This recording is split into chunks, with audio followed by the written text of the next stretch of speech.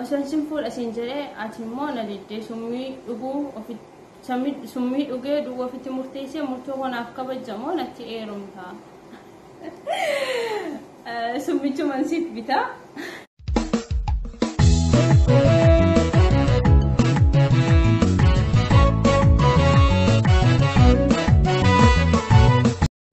Harka fuunii kabajamtootaa fi daawwattoota Freeshow 24 akkam jirtu nageenya keenya bakka jirtanutti hagaw har'ammoo jechuudha qophii addaa joogaaf deebii karaa miisiin nama ergaa ture naaf deebi'ee jira nama jaallattan nama kabajan mucaa bareedduu sabboontuu nama kabajju jechuudha isinii qabadhee dhiyaadheera eenyu yoottan viidiyoo kana hamma dhumaatti gaafii isin gaafatan ta'e jiru gaafii isin kokkolfisiisu gaafii isin irraa barattanu waa hundumaa jechuudha achitti argattu Tigisti Leon fudhadhee dhufee jira hundi keessanuu Noor dufaan isin jira gara gaafii deebitee isin dabarsaa Tigis meebbay hordoftoonni Freeshow 24 akkam jirtu nageenya jaalala hunda keessaniif lafa jirtaniif isiniif haa waa'eetu jecha irraa YouTube chaanaalii keetii irratti keessummaa gooteen affeeruu keetiif guddaa galatoomsiin jedha Freeshow naannoo gaafii 10 naaf ergee jira viidiyoo hojjechuudhaaf dandeettii baay'ee qabaachuu yoon baadheeyyuu gaafiiwwan isaa deebisuudhaaf nan yaala jechuudha Aga xumura qophii keenyatti yoon waliin taataan akkatti bohaartaan abdiin qaba hundi keessanuu jechuudha.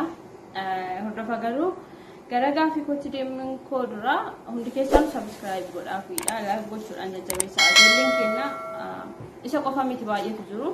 YouTube irratti dadhabanii hojjetanii sana booda nama ilaaluuf hin jiru. Sana jechuun immoo baay'ee ulfaataadha. Numatu wal qaba nuun ala namni nuuf ilaalu hin jiru waan ta'eef hundi keessanuu subscribe godhaafiidha. Wanti nuun fayyadne isaan immoo ni fayyada waan ta'eef isaanii fi haguma kanallee yoo gumaatti ni bareedaadha jedhee yaada. Kanaaf subscribe gochuun dagatinaadha gara gaafii kootiin deebi'a. Gaafii tokkoffaa ati eenyu eessatti dhalattee guddattee amma hoo eessa jirta jedha. Ani FB TikTok irratti warra na beektan Tigistiini maqaan koo inni sirriin isuma sanadha. Tigistiin jedhama. Kan hin dhaladhee guddadhe immoo godina Shawaa Kaabaa Salaaletti aanaa Wucaaleetti hin dhaladhee guddadhe amma kan hin jiru biyya wucciidha. Dubaay hin jira. Dubaay biyya wucciidha kanaan hin jenneef hin dafee Dubaay hin jira isinii jedhee isa achuma hin jiraadha. Gaafii lammaffaa waan si gammachiisu argachuudha moo ati waan nama gammachiisu taatee argamuu filattaa itti yaadu bareechi. Wanta nama gammachiisu yookaan wanta ani dalage yoo nama gammachiisa natti tola nama gammachiisu illee baay'ee na gammachiisa nama sababa kootiif yoo naaf gammadee baay'ee na gammachiisa garuu nama gammachiisu dura immoo ofii keetiifuu gammaduu qabda wanta namaa gootu sanitti gammaduu qabda ofii gammaduun immoo caalchisa jedhee yaada maaliif wanta ati gammaddu suni wanti si gammachiisu nama biraa si miidhu yoo ta'e ofii keetitti gammaddee kaate sana booda immoo gara nama biraa deemta waan ta'eef ofii kooti jedhee filadha akkasumatti naaf qabe gaafii sadaffaa obboleessa kee fi abbaa manaa kee tokko filachuun dirqama osoo ta'e eenyuun filatta abbaa manaa koos bakki itti filatamu jira obboleessi koos bakki itti filatamu jira kakkam jedhe akkasii deebisuun beeku garuu namatti obboleessa koo filadha sababni isaa abbaa manaa bakka jedhu sanirrallee hin geenye waan ta'eef obboleessa koo filadha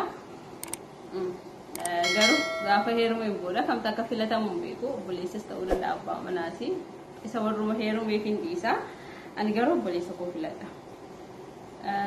Gaafii afuraffaa maatii kee keessaa dirqama namni tokko dirree waraanaa deemuu qaba osoo jedhame eenyuun filatta waraanicha namni deeme ammoo hin galu maatii koo keessaa eenyuun filachuu hin danda'u ofumaan filadhaanis maatii san keessa jira waan ta'eef oma koottiin deemee murteessa malee maatii koo keessaa namni filadhu hin qabu kanaaf anumaan naaf qabe anumatu deemuu filata. Gaafii jahaffaa gaafii shanaffaa jaalallee ni qabdaa jedhee jaalalleen kee nama biraa fakkaate shawwadee beekaa otoo jennu jaalallee qabdaa jaalalleen koo nama biraa fakkaate ani shawwadee hin beeku yoo beekiyyoo ani irratti hin beekne jechuun na shawwadu na haadhiisullee waan beeku hin qabu garuu haganatti irratti beekee akkasuma godhe jedhee wanti na mudate hin jiru kanaaf na shawwadee hin beeku jaalallee qabdaa eenyuun jaalallee ni qaba. Gaafii jahaffaa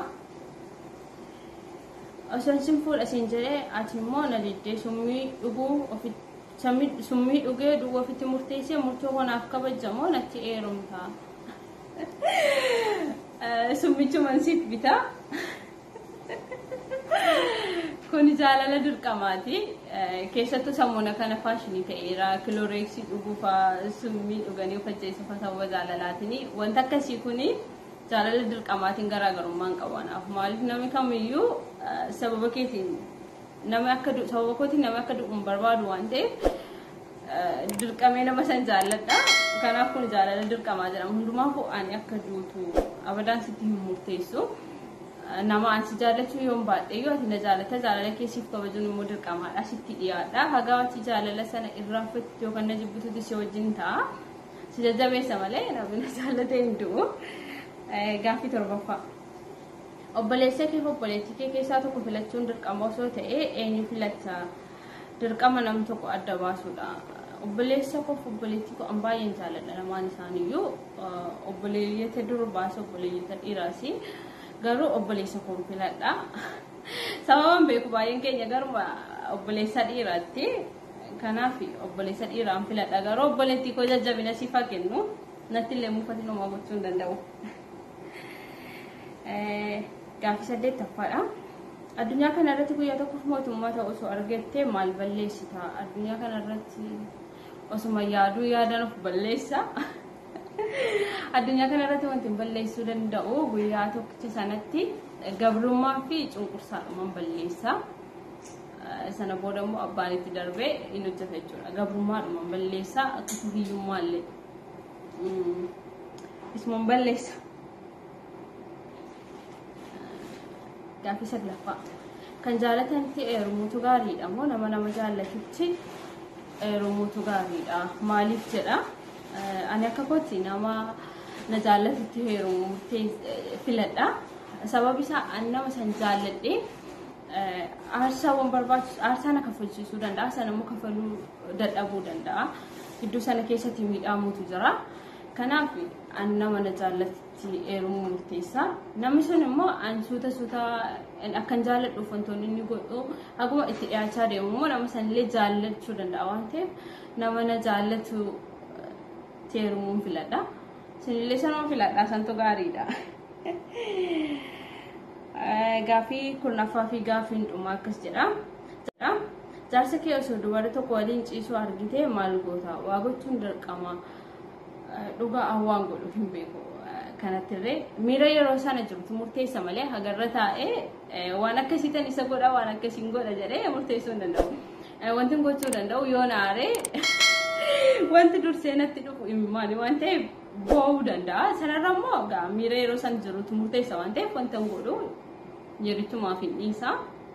Dhugaa hin beeku jechuun boo'uu hin danda'a. Ani gaara jana wanti dursee dhufu maali waan ta'eef boo'uu hin danda'a. Garuu wanti naani gochuu danda'a beeku dhumarraa nama sanaaf dhiifama gochuu danda'a jedhee yaadu. Abbaa manaa koo ta'e utuu bakka tokko jiru anarratti waan akkasii sana booda onni dhiifama nan qabaadhaaf jedhee yaadu. Garuu yeroo sanatti wanta godhu ammarra taa'ee murteessuun ulfaataan itti fakkaata.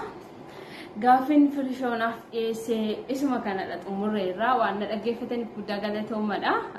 Ammallee irra deebi'een isin jira subscribe gochuuf hin dagatinaadha. Jajjabeessadha like godhaafidha. Namoota waan akkasii hojjetan kana jajjabeessuun dirqama. Akkasumas firishoo jabaadhu itti fufi. Wantoota biraallee wantoota gaggaarii mata keenya barsiisuu danda'an bashannansiisuu danda'an hedduu sirraa eegna jabaadhu siin jechuu barbaada. Dhumarra wanti siin jechuu barbaadu anillee YouTube chaanaalii nan qaba. Dhiyeenya kana banadhee subscribe naaf godhadha.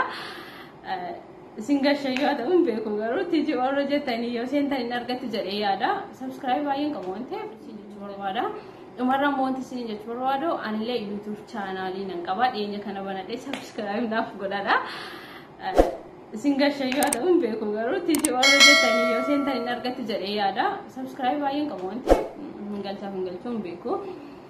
Kanaaf linkii isaa immoo yuuti firishoo isiniif teechisa jedhee yaada asirra.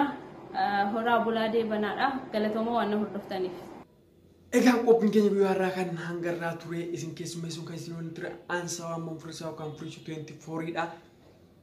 YouTube text lawan immoo TG jedheetan description box jala isiniif kaa'achi fuutanii subscribe gootanii mucayyoo kana jajjabeessuu amaleeffachuu qabdu hundi keessanuu jechuudha. Tigistii wajjin bohaartiin isin gootan kan natti toludha isinitti akka tolu abdiin qaba hundi keessanuu jechuudha. Namootni hangaafisni ergu keessanillee kan hangaafisni ergu sagantaa bareedaa kan sagantaa bohaartii